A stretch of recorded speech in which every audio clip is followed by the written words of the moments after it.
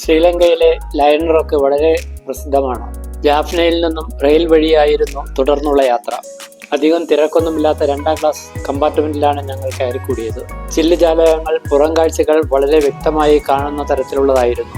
വയൽ പോലെ വിശാലമായി കിടക്കുന്ന സ്ഥലങ്ങളും അതേപോലെ ജലാശയങ്ങളും ഇരുവശത്തും ധാരാളമായി കാണാൻ കഴിഞ്ഞു.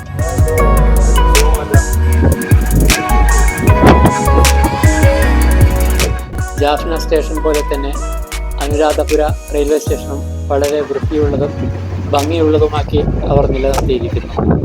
അവിടെ ഏതാനും സ്ഥലങ്ങൾ കണ്ട ശേഷം തുടർന്നുള്ള യാത്ര ചെറിയൊരു വാഹനത്തിലായിരുന്നു. പച്ചപ്പാർന്ന വിശാലമായ നെൽപ്പാടങ്ങൾ. നേരെ പോയത് ഡംബുള്ളയിലേക്കാണ്. അടുത്ത ദിവസം അതിരാവിലെ തന്നെ സിഗിരിയിലേക്ക് യാത്ര ചെയ്യാൻ തീരുമാനിച്ചു. അവിടെയാണ് ലോകപ്രസിദ്ധമായ ലയൺ റോക്ക്. ബസ് സ്റ്റാൻഡിന് തൊട്ടടുത്ത് തന്നെയുള്ള ഒരു ഹോം സ്റ്റേ ഞങ്ങളുടെ താമസത്തിനായി കണ്ടെത്തി. ബസ് സ്റ്റാൻഡിനടുത്തുള്ള ഒരു റെസ്റ്റോറൻറ്റിലാണ് പ്രഭാത ഭക്ഷണം കഴിക്കാനായി കയറിയത്. ചായയും കഴിച്ച് അവിടെ നിന്നിറങ്ങി. സിഗിരിയിലേക്കുള്ള ബസ് എത്തിയിരിക്കുന്നു.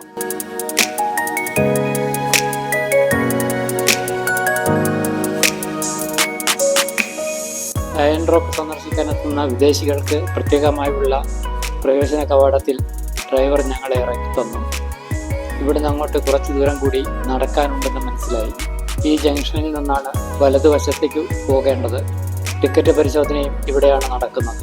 എന്നാൽ ടിക്കറ്റ് എടുക്കേണ്ട സ്ഥലം ഇടതുഭാഗത്തേക്കാണ്. ഇരുവശത്തുമുള്ള ഉദ്യാന ഭംഗി ആസ്വദിച്ചുകൊണ്ട് ഞങ്ങൾ ചെമ്മൺ പാതയിലൂടെ നടന്നു നീങ്ങി.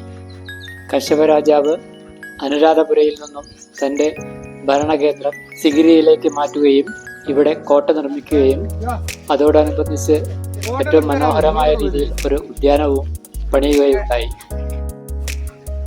ഉദ്യാനത്തിൻ്റെയും ജലാശയങ്ങളുടെയും ഭംഗി അതേപോലെ നിലനിർത്താൻ ശ്രമിച്ചിട്ടുണ്ടെങ്കിലും പഴയ നിർമ്മിതികളുടെ അവശിഷ്ടങ്ങൾ മാത്രമാണ് ഇപ്പോൾ കാണാനുള്ളത്.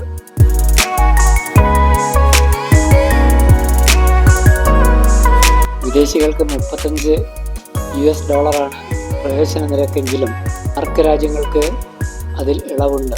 $20 മാത്രം കൊടുത്താൽ മതി. പാസ്പോർട്ട് കാണിച്ച് ഞാനും ഒരു ടിക്കറ്റ് എടുത്തു.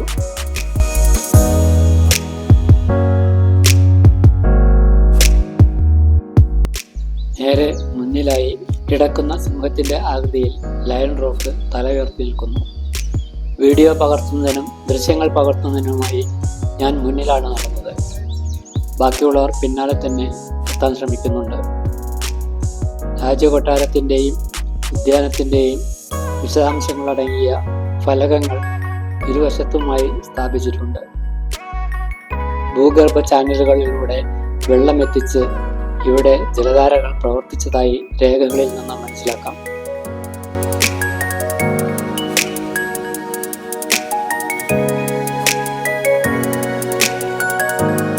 കശ്യപന് ശേഷം മൊണാസ്ട്രി സമുച്ചയത്തിലുണ്ടാക്കിയ ഈ നിർമ്മിതി വളരെ പ്രാധാന്യമർഹിക്കുന്നതാണ്. കല്ലുകൊണ്ട് വൃത്താകൃതിയിൽ ചുറ്റും പടുകുയർത്തിയിരിക്കുന്നു.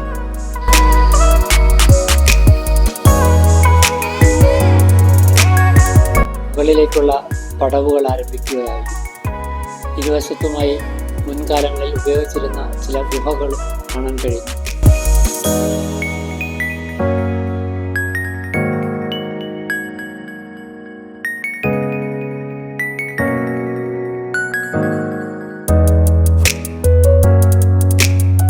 വിദേശികളടങ്ങുന്ന വലിയൊരു സംഘം താഴെ നിന്ന് കയറിക്കൊണ്ടിരിക്കുന്നു.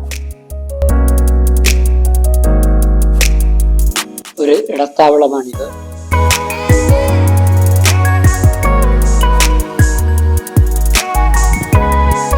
കൽപ്പടവുകൾക്ക് പകരം ലോഹനിർമ്മിതമായ പടവുകളാണ് ഇനി ഇവിടെ മുകളിലേക്ക്. വെള്ളം കുടിക്കാനും വേണ്ടി വന്നാലും വിശ്രമിക്കുവാനുമുള്ള സൗകര്യം ഇവിടെ ഒരുക്കിയിട്ടുണ്ട്.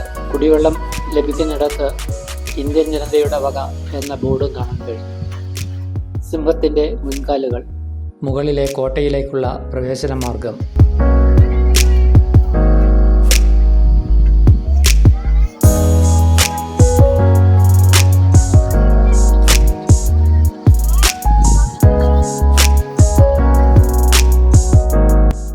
യേശുവിന് ശേഷം സിഗ്രിയ കൊട്ടാരത്തിൽ പല അധികാര മാറ്റങ്ങളും നടന്നിട്ടുണ്ട്. 6 മുതൽ 12 നൂറ്റാണ്ട് വരെയുള്ള കാലഘട്ടത്തിൽ ധാരാളം പ്രാദേശിക വ്യക്തിത്വങ്ങൾ കൊട്ടാരം സന്ദർശിച്ചതിൻ്റെ രേഖകൾ മിറർ വാളിൽ കണ്ടെത്തിയിട്ടുണ്ട്. യുനെസ്കോയുടെ ലോക പൈതൃക ലിസ്റ്റിൽ ഇടം പിടിച്ചിട്ടുള്ളതാണ് ലയൺസ് റോക്കും സിഗ്രിയ കൊട്ടാരവും. ലോകത്തിലെ 8ാമത്തെ അത്ഭുതമായാണ് എല്ലാവരും ഇതിനെ കണക്കാക്കുന്നത്. ചുറ്റുമുള്ള വിശാലമായ പ്രകൃതി ഭംഗി ആസ്വദിച്ചുകൊണ്ട് കുറേ സമയം ഇവിടെ ചെലവഴിക്കാം.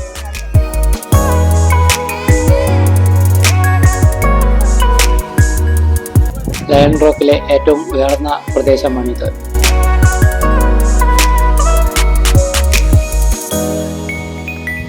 ഒരിടത്തായി ഒരു മല ഉയർന്നു നിൽക്കുന്നു. പിതുരങ്കല എന്ന പേരിലാണ് ഇത് അറിയപ്പെടുന്നത്. അതും ഒരു ടൂറിസ്റ്റ് കേന്ദ്രമാണ്. മുകളിൽ നിന്ന് അല്പം താഴെയായി ഒരു വശത്ത് ഒരു കുളവും നിർമ്മിച്ചിരിക്കുന്നു.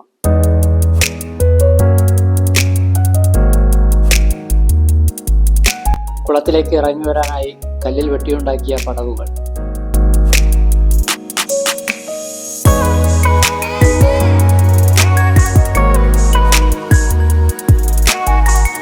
തകർന്ന് അവശേഷിക്കുന്ന കൊട്ടാരത്തിന്റെ അവശിഷ്ടങ്ങൾ മാത്രമാണ് ലയൺ റോക്കിന് മുകളിലെത്തുമ്പോൾ നമുക്ക് കാണാൻ കഴിയുക. വളരെ ഭംഗിയായി നിർമ്മിച്ച ഒരു ശിലാശൈലിയാണ് ഇത്. കുളത്തിന് തൊട്ട് മുകളിലായിട്ടാണ് സ്ഥിതി ചെയ്യുന്നത്.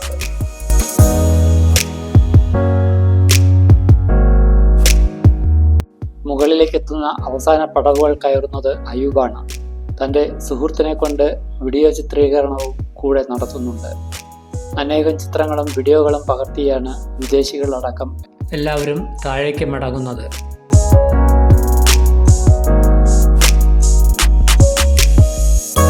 മിറർ വാൾ സ്ഥിതി ചെയ്യുന്ന ഭാഗത്തുകൂടെയാണ് താഴേക്കുള്ള ഇറക്കം.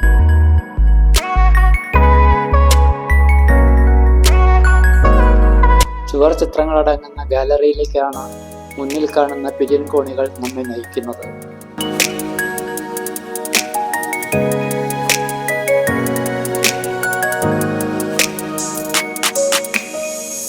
ചിത്രങ്ങൾ എടുക്കുന്നതിന് അവിടെ കർശന നിയന്ത്രണമുണ്ടെന്നത് പിന്നീടാണ് അറിയാൻ കഴിഞ്ഞത്. രാവിലെ വന്ന ചെമ്മൺ പാത അകലെയായി താഴെ കാണപ്പെടുന്നു. ലയൺ റോക്കിന്റെ ഈ ഭാഗങ്ങളിലെല്ലാം തന്നെ വിശ്രമിക്കുന്നതിനായുള്ള സ്ഥലങ്ങളും അതേപോലെ ബാത്ത് ടബ് പോലെ കരിങ്കല്ല് നിർമ്മിച്ച ജലാശയങ്ങളും കാണാം. പാറ വെട്ടിയാണ് ഈ ബാത്ത് ടബ് ഉണ്ടാക്കിയിരിക്കുന്നത്.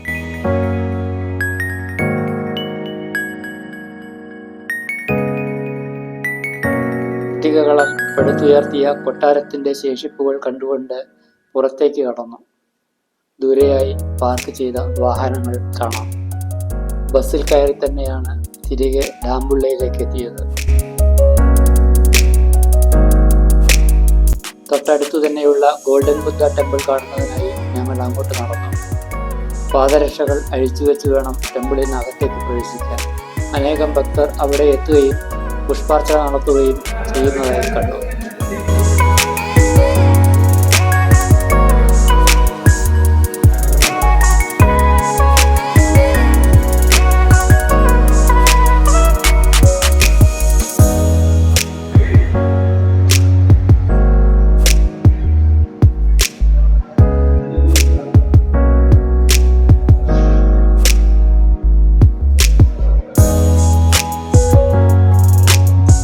എല്ലാ ബുദ്ധക്ഷേത്രങ്ങളും ശുഭ്രവർണ്ണത്തിലാണ് കാണപ്പെടുന്നതെങ്കിലും ഇവിടെ എല്ലാം വർണ്ണമയമാണ്.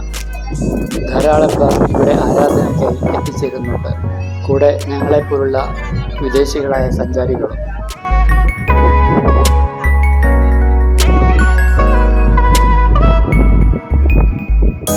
മതിലിന് മുകളിലായി കാണുന്നതെല്ലാം ബുദ്ധഭിക്ഷുക്കളുടെ പ്രതിമകളാണ്. അങ്ങനെ ശ്രീബുദ്ധന്റെ സുവർണ്ണ നിറത്തിലുള്ള ഏറ്റവും വലിയ പ്രതിമയും കണ്ട് ഞങ്ങൾ അവിടെ നിന്ന്